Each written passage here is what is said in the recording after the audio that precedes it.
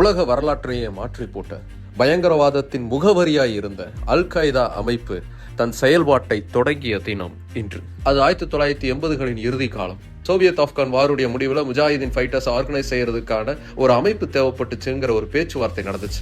அந்த பேச்சுவார்த்தையில Osama bin Laden, ஐமான் அல் ஜவாஹரி, அப்துல்லா அசாம் ஆகியோர்லாம் கலந்துக்கிட்டாங்க. அந்த பேச்சுவார்த்தையினுடைய முடிவா 1988 வருடம் ஆகஸ்ட் மாதம் 11 அல் qaeda அப்படிங்கிற அமைப்பு தன்னுடைய செயல்பாடுகளை அபிஷியலாக தொடங்குச்சு.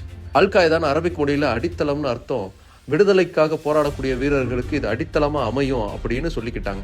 ஆனா அப்படி சொல்லிக்கிட்டு அவங்க செஞ்சது எல்லாமே பயங்கரவாதத்தின் உச்சம். ஏகப்பட்ட எம்பசி பாம்பிங்ஸ், USS கோல் அட்டாக், உலகத்துல நடந்த மேஜர் டெரரிஸ்ட் ஆபரேஷன்ஸ், ஏன் உச்சபட்சமா 9/11 அட்டாக், இது எல்லாமே செஞ்சது அல் qaeda தான். இந்த தீவிரவாத அமைப்புடைய தொடர் தாக்குதலுக்கு அப்புறமா தான் ஏர்போர்ட் இண்டஸ்ட்ரியில ஏகப்பட்ட செக்யூரிட்டி சிஸ்டம்ஸ்லாம் புதுசா உருவாகவே செஞ்சது.